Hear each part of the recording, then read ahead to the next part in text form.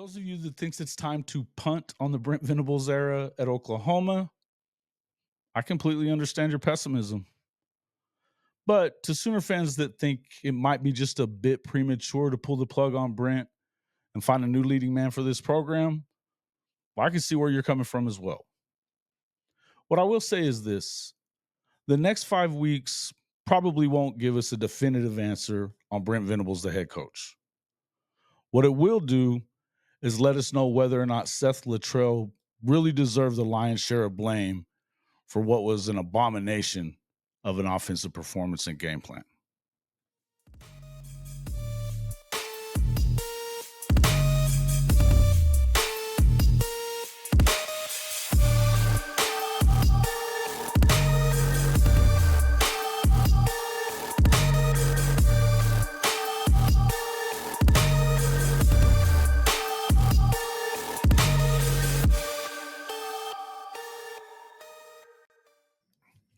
Welcome back to Hall of Fame College Football.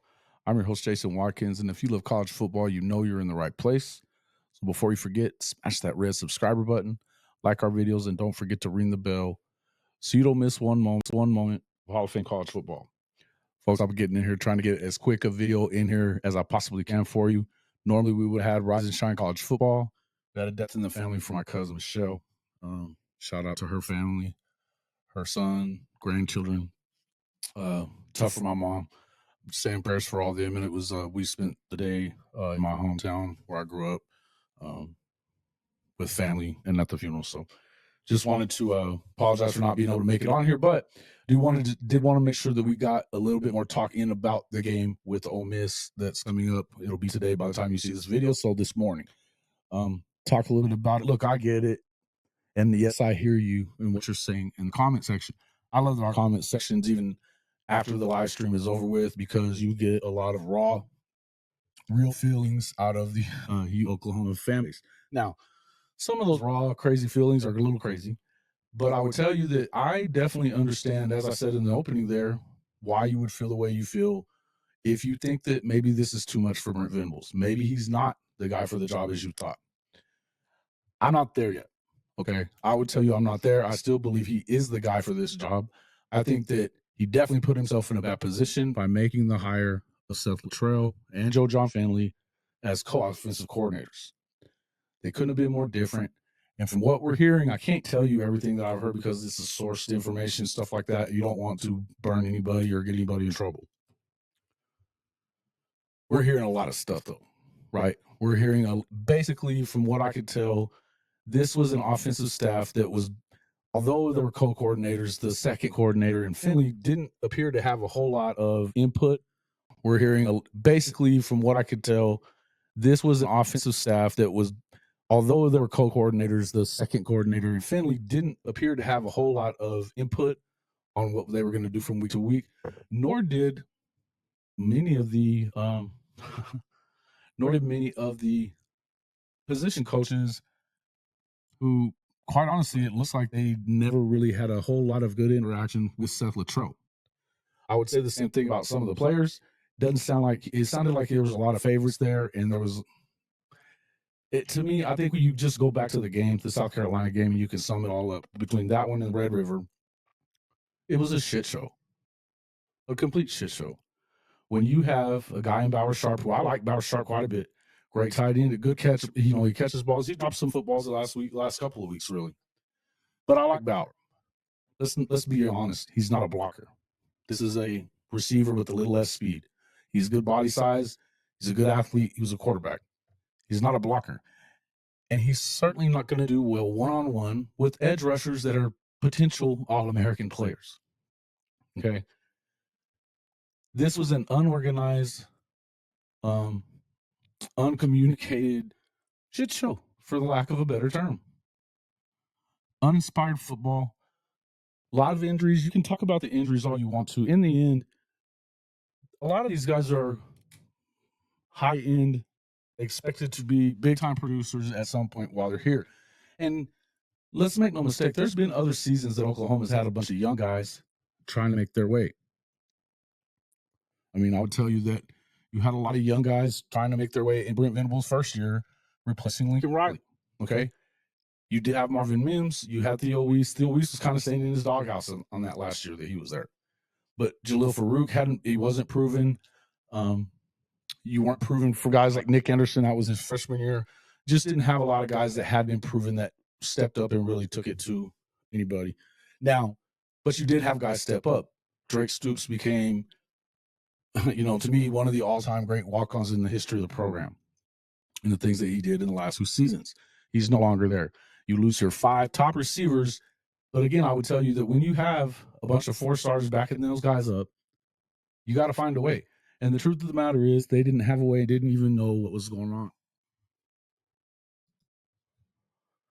Not only that, not only did the players not know what's going on, it doesn't even sound to me like the coaches were kept in the loop, which is a wild thing to say, about what the game plan was from week to week by Seth Littrell. Not only that, not only did the players not know what's going on, it doesn't even sound to me like the coaches were kept in the loop, which is a wild thing to say, about what the game plan was from week to week by Seth Littrell. To me, that's just look. We've heard things about even such weird stuff that the coaches aren't communicating to the point that they're not having meetings because they're not even all on the same page about how they plan to block things or how they plan to attack certain things that these are the key parts of game plans, right? What is going to be your base run? What's the run that you can go to? What's the pass that you should be able to go to against this defense? It doesn't sound like they were having a lot of meetings. Brennan Thompson's touchdown against South Carolina last week, that was a play being checked out of I believe it was a quarterback draw.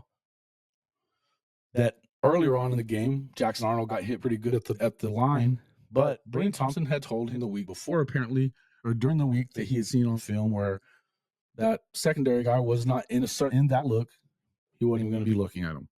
That he was just going to go deep. He noticed it the second time, hits him on a touchdown.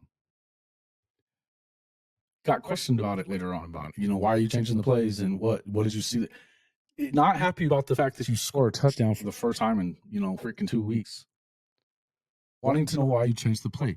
These are not the things that offensive coordinators generally worry about. They want to put points on the board, and points have been at a premium for Oklahoma this year, which is really weird for everybody in the fan base.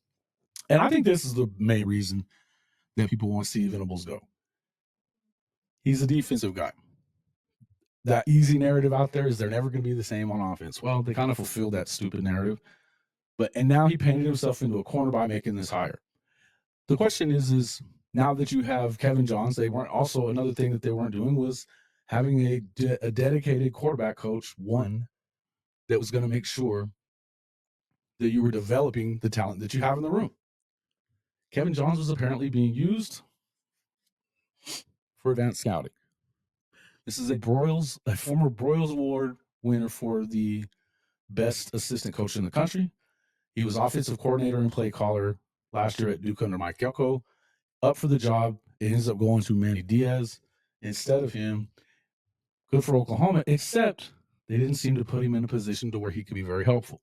These are weird things, folks. And these are reasons that I understand why a lot of fans are like, I don't trust him. I don't trust this system. I don't believe that they're going to do the right thing, and we're screwed. Okay. Look, again, I do understand it, but I'll tell you this. When you get backed into a corner, which is what happened with Brent Venables, you make moves that you wouldn't normally make. And that's what happened here. The week before, after the Red River debacle, there was no chance that he was going to get rid of Seth Littrell, according to what he said in the press conference. It's just not something that he'd ever been around, not something he wanted to do.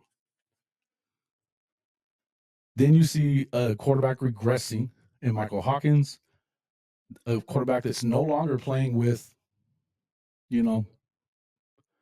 hair down, just getting after it, not afraid of anything, courageous, seeing the field. It wasn't going this way anymore. Now, again, a lot of that had to do with a pass rush up against tight ends.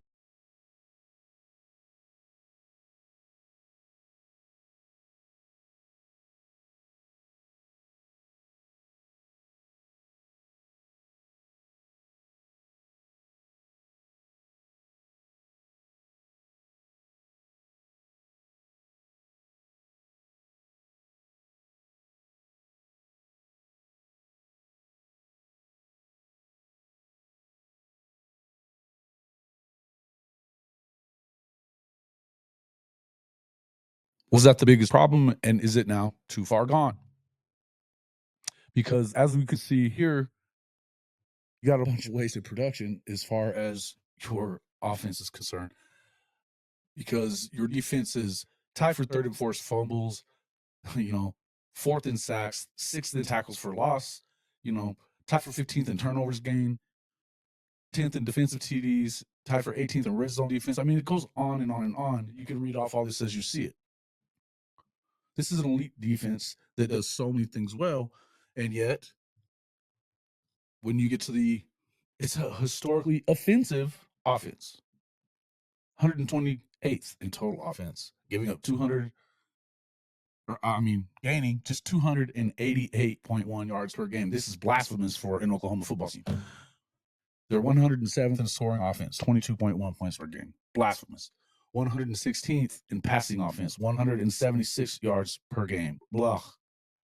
114th in rushing offense, 112th in first downs, 129th in pass yards per completion, 132nd in yards per play. There are 133 teams in FBS. The red zone efficiency is pretty good, tied for 37. Folks, it doesn't get worse. Why it took him so long, this is why I can understand why you would be upset and not really trusting in Brent Venables to be that guy. But he made the move. And now, as we're hearing, they're willing to open up the pocketbooks and go get the best offensive coordinator possible. Does Joe John Finley coach his way into keeping the job? Probably not. Probably not. I think they would have to go undefeated for the next 5 games. That's going to be wins over Ole Miss today, Missouri on the road, Alabama at home, on the road at LSU. Tall order. Tall order if you were as good as you thought you were. Can they improve on those numbers I just read to you? Sure. Sure they can. We're going to have to wait and see. Okay? If they do, sometimes a spark like this matters. This is where I said at the start of this thing, we may be getting a little sick of this, and we may not trust him completely. By all accounts,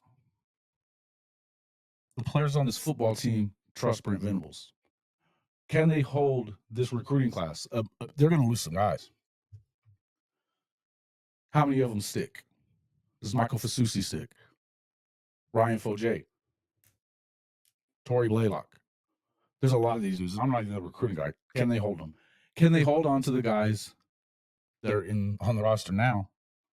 Your quarterbacks. You've got a lot of receivers that have been hurt. You're hearing a lot of rumors. Do they stick around? Or in the Brent Venables, they do. The culture in the locker room seems to be right. It would seem to me that the only thing that they need is to improve on the offensive side. If they can do that, I think you stick with Brent Venables at least for another season after this.